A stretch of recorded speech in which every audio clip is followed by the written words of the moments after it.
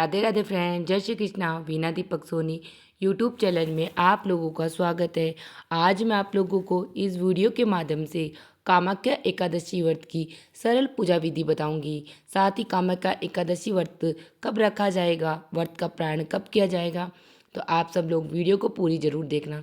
साथ ही आप लोगों को मेरी वीडियो कैसी लगती है मुझे कमेंट बॉक्स में जय श्री कृष्णा लिख के ज़रूर बताना। हमारे हिंदू धर्म में तो एकादशी व्रत का विशेष ही महत्व है और सावन माह में पड़ने वाली कामिका एकादशी का तो महत्व और भी बढ़ जाता है। सावन की इस पहली एकादशी का व्रत रखने से व्यक्ति के बेहद ही पुण्य फल की प्राप्ति होती है। इस दिन भगवान विष्णु की पूजा पाठ करने और व्रत कथा का पाठ करने से हमें पुण्य फल की प्राप्ति होती है। कहा जाता है कि कामाख्या एकादशी व्रत करने से व्यक्ति द्वारा अनजाने में किए हुए पापों से उसे मुक्ति मिलती है। अब मैं आप लोगों को बताती हूँ कामिका एकादशी व्रत कब रखा जाएगा।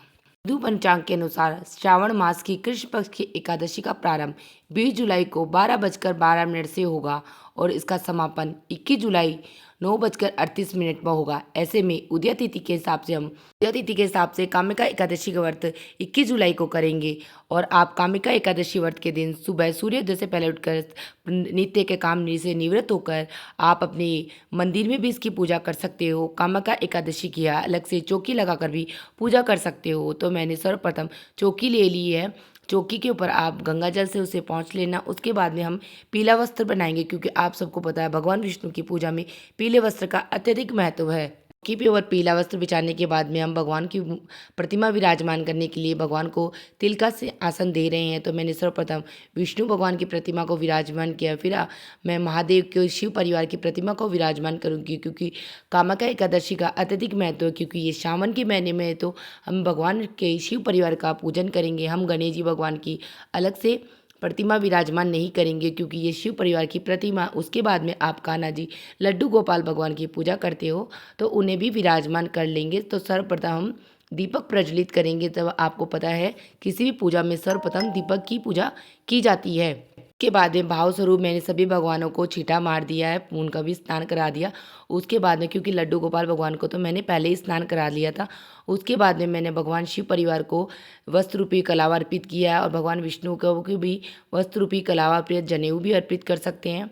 उसके बाद में कान्हा जी भगवान को मैं तिल का सिंहासन देके उनको भी विराजमान करी। उन्हें सुंदर सुंदर मैंने पहले ही तैयार कर लिया पंचामृत स्नान, क्योंकि इन दिनों बहुत गर्मी होती है तो आप कान्हा जी को लड्डू गोपाल को पंचामृत स्नान अवश्य कराएं। उसके बाद में मैंने भगवान को चंदन का तिलक किया है।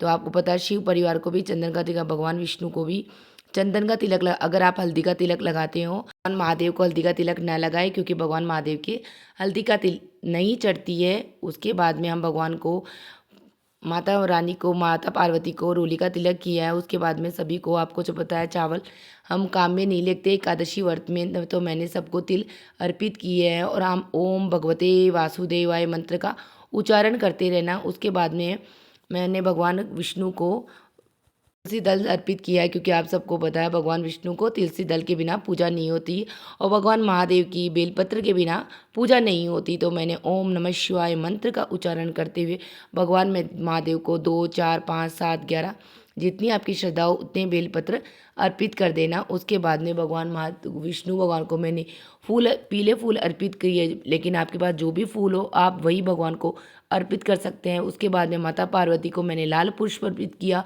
भगवान महादेव को सफ़ेद पुष्प अर्पित किया। इस प्रकार गणेश जी भगवान को दुर्वा अत्यधिक प्रिय है तो मैंने उनको दुर्वा अर्पित की, शमी पत्र अर्पित किया।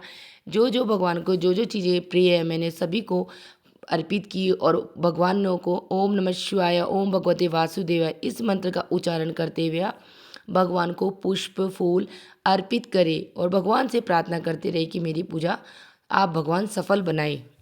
के बाद में हम भगवान महादेव को, भगवान विष्णु और लड्डू गोपाल को भोग अर्पित करेंगे। तो मैंने सर्वप्रथम भगवान को ड्राई फ्रूट्स का भोग अर्पित किया है और सभी को खिलाया है, क्योंकि ड्राई फ्रूट भी भगवान को बस अर्पित कर सकते हैं। उसके बाद में आप भगवान को कामिका एकादशी व्रत पर वनस्पति का अवश्य भोग लगाएं, क्योंकि कामिका एकादशी पर वनस्पति का भोग बहुत ही ज़रूरी होता है। उसके बाद में मैंने भगवान महादेव और विष्णु भगवान का भोग अलग अलग रखा है, क्योंकि भगवान महादेव के भोग पे बेलपत्र रखा जाता है और भगवान विष्णु के भोग पर तुलसी दल रखा जाता है, क्योंकि आप सबको पता है भगवान महादेव के तुलसी पत्र नहीं चढ़ता। उसके बाद में भगवान को जल अर्पित किया और कुछ दक्षिणा रखी है कि भगवान अगर कोई पूजा में कमी हो जाए, गलती हो जाए तो उसके लिए आप मुझे माफ़ कर देना। हम एक जल का लोटा लेके कामिका एकादशी व्रत की कथा कहानी सुनेंगे। कहानी सुनने के बाद में जो हमने लोटा लिया था उसमें तिल डाल देंगे और सूर्य भगवान को अर्घ दे देंगे इस लोटे से। अब मैंने धूप जला दी है।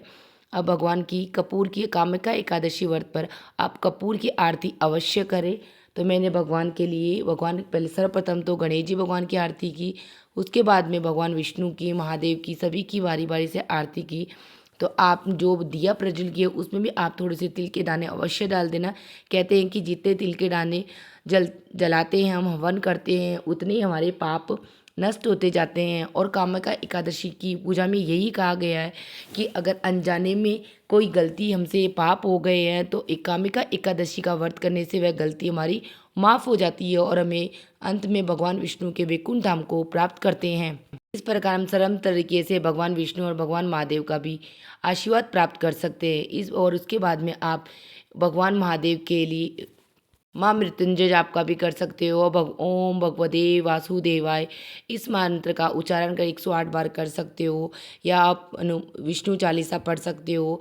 आप आरती से पहले ये सभी चीज़ें पढ़ लेना, क्योंकि आरती अंत में होती है। उसके बाद में आप थोड़ा सा जल अपने हाथ में लेकर 3 बार दीपक पे से घुमा के हम आचमन करेंगे कि भगवान मेरी पूजा का फल मुझे देना। और उसके बाद में भगवान से प्रार्थना करेंगे, अगर भगवान हमसे पूजा में कोई कमी या गलती हो गई है तो उसके लिए आप मुझे क्षमा याचना करें। उसके बाद में आप लोग अपने आसन को 3 बार प्रणाम करके ही खड़े होना, क्योंकि कहा जाता है अगर व्यक्ति आसन को प्रणाम करके नहीं खड़ा होता तो उसकी पूजा का सारा फल इंद्र देवता को प्राप्त हो जाता है। उसके बाद में यह सुबह हम जो प्रातःकाल में हमने भगवान विष्णु और भगवान महादेव की ये पूजा की, इसकी चौकी लगाई है, चौकी यथावत ही रहेगी।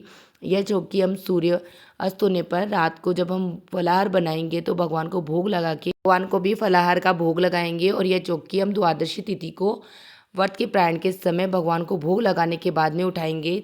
तो द्वादशी तिथि का प्रारंभ 22 जुलाई को मंगलवार सुबह 7:06 पर रहेगा। ऐसे में 7 बजे आप व्रत का प्रारंभ कर सकते हैं।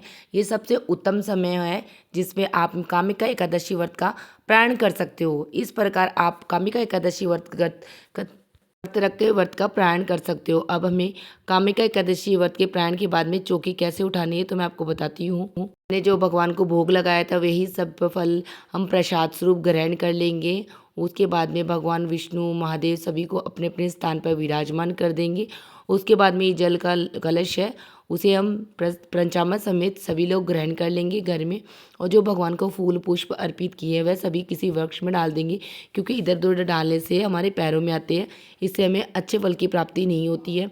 तो किसी भी वृक्ष में डाल देंगे जिसमें ये खाद का रूप काम कर सकते हैं। और ये दक्षिणा हम किसी भी ब्राह्मण या हमारे बड़े को प्रणाम करके दे सकते हैं। इस प्रकार द्वादशी के व्रत प्रारंभ के बाद में हम हमारी चौकी उठा सकती हैं। इसी के साथ मेरी कामिका एकादशी व्रत की सरल पूजा विधि समाप्त होती है। आप सबको मेरी पूजा विधि कैसी लगी मुझे कमेंट बॉक्स में जय श्री कृष्णा लिख के ज़रूर बताना। और मेरी वीडियो पसंद आई है तो वीडियो को लाइक कर लेना और चैनल को सब्सक्राइब कर लेना, जिससे आने वाली वीडियो का नोटिफिकेशन आप लोगों को मिल सके। वीडियो देखने के लिए आप सभी का धन्यवाद। मिलते हैं नेक्स्ट वीडियो में। जय श्री कृष्णा, राधे राधे।